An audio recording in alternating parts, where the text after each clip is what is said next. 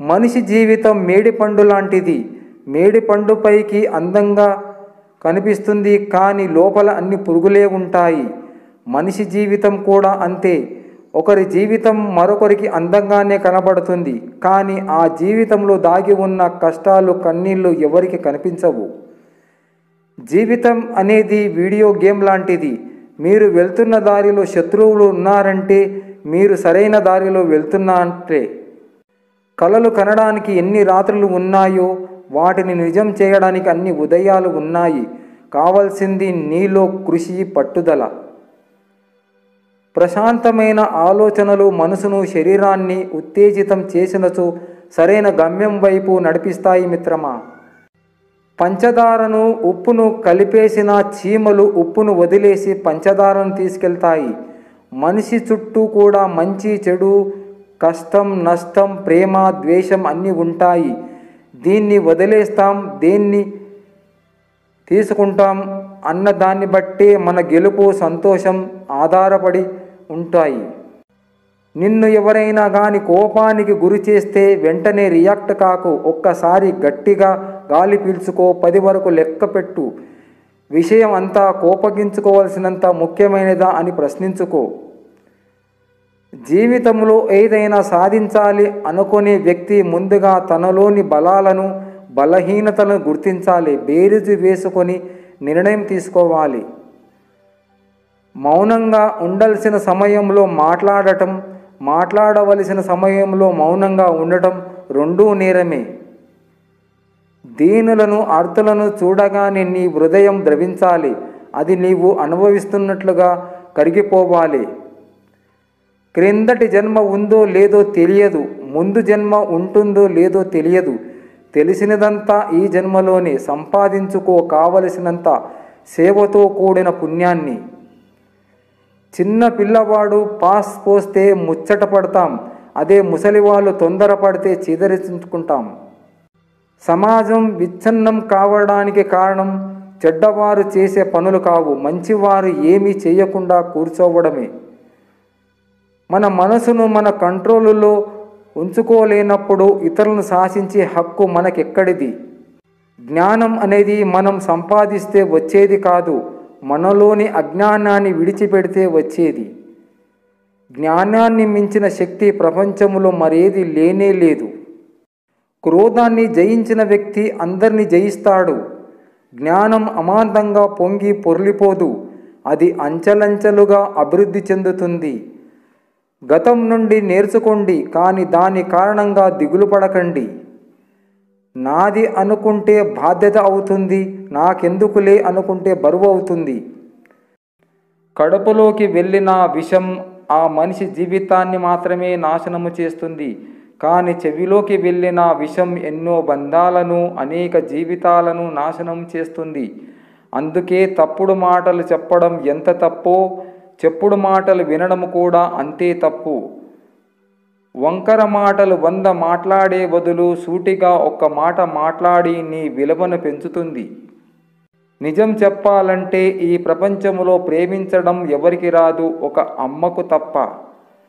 ప్రేమ, నిజాయితీ, పవిత్రత ఉంటే వారిని ఈ ప్రపంచంలో ఏ శక్తి ఓడించలేదు. ఒక ఈక ఓడిందని ఎగిరే పక్షి ఆగిపోతుందా? అలాగే ఎవరో నీతి లేని వారు ఒక మాట అన్నారని నీ పయనం ఆగకూడదు. మోసానికి, నమ్మక ద్రోహానికి చాలా తేడా ఉంది. మోసం అందరూ చేస్తారు, కానీ నమ్మక ద్రోహం నువ్వు నమ్మిన వాళ్ళు మాత్రమే చేస్తారు. 3 విషయాలు ఎవరి కోసం ఆగవు: సమయం, మరణం, వినియోగదారుడు. 3 విషయాలు జీవితంలో ఒకేసారి లభిస్తాయి: తల్లి, తండ్రి, యవ్వనం. ఈ ముగ్గురిని పూజించవలెను: తల్లి, తండ్రి, గురువును.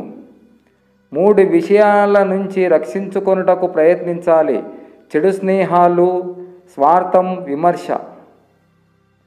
3 విషయాలను గుట్టుగా ఉంచాలి: ధనము, స్త్రీ, భోజనము. 3 విషయాలను ఇతరుల వలె దొంగలించలేరు, ఇతరెవరు దొంగలించలేరు: తెలివితేటలు, చరిత్ర, నైపుణ్యం.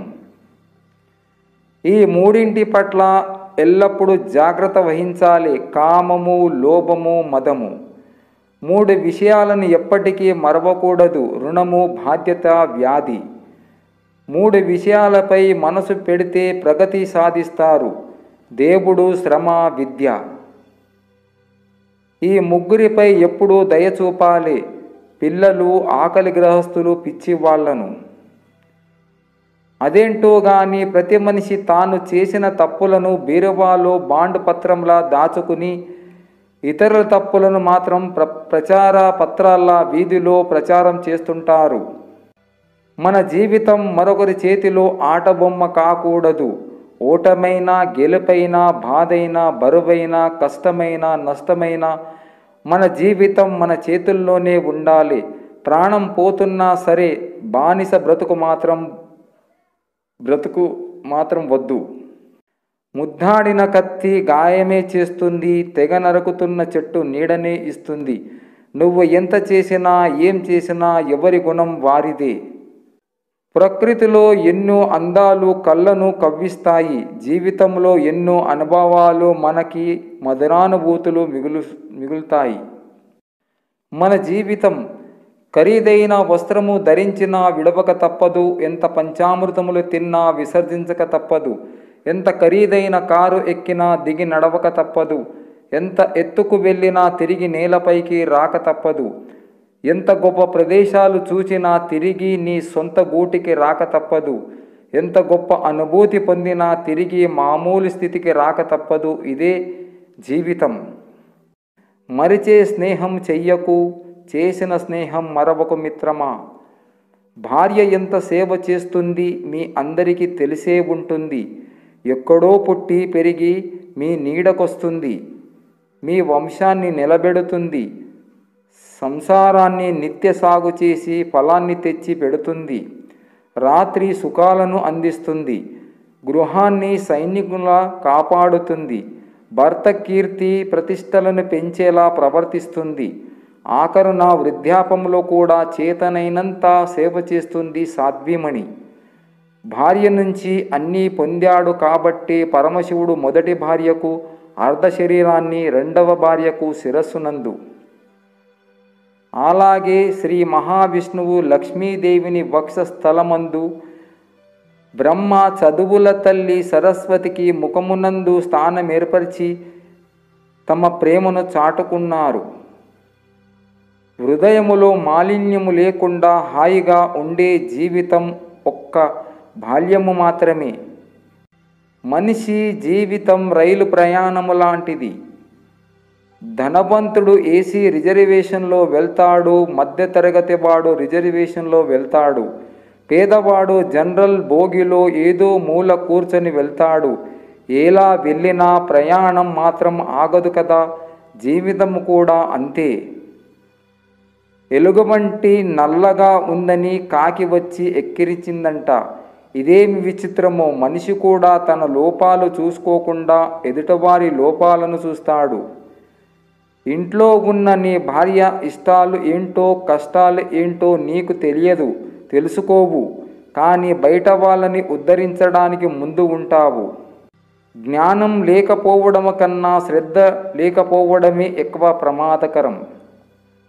అహంకారం వద్దు. కొద్దిగా తగ్గి ఉండడం నేర్చుకో. చెరువు నిండినప్పుడు చీమలే చేపలకు ఆహారం.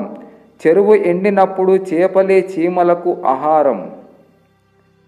మనమంటే విలువలేని వాళ్ళ దగ్గర వెళ్ళి పదే పదే అవమానపడే బదులు కొన్ని బంధాలను వదిలించుకోవడమే మంచిది.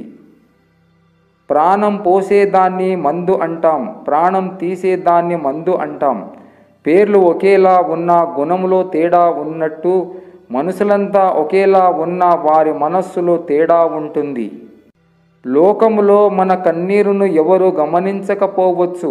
మన బాధను ఎవరు గుర్తించకపోవచ్చు. మన కష్టాల్ని ఎవరు తీర్చకపోవచ్చు. కానీ అందరూ మన తప్పుల్ని వెతికే పనిలో మాత్రం ఉంటారు. తెలుసుకోవడం కాదు, ఆచరించడం ముఖ్యం. మంచి కోరడం కాదు, మంచి చేయడం ముఖ్యం. లోకులు, కాకులు మనిషిని చూడరు, మనసుని చూడరు, వ్యక్తిత్వాన్ని చూడరు. కనిపించింది, వినిపించింది నమ్మేస్తారు. మాటలు అనేస్తారు. ఒక్కసారి మన కళ్ళే మనల్ని మోసం చేస్తాయి. మరొకసారి చెప్పుడు మాటలు విని జీవితాలను తలక్రిందులు చేస్తాయి మిత్రమా. సాటి మనిషికి సహాయం చేయలేని వారు భగవంతుని బంగారు పూలతో పూజించిన వ్యర్థమే మిత్రమా. మనిషి కన్నా విలువైనది మనస్సు, ఆవేశము కన్నా విలువైనది ఆలోచన, కోపము కన్నా విలువైనది జాలి, స్వార్థము కన్నా విలువైనది త్యాగం, వీటన్నిటికన్నా విలువైనది నాకు నీ స్నేహం.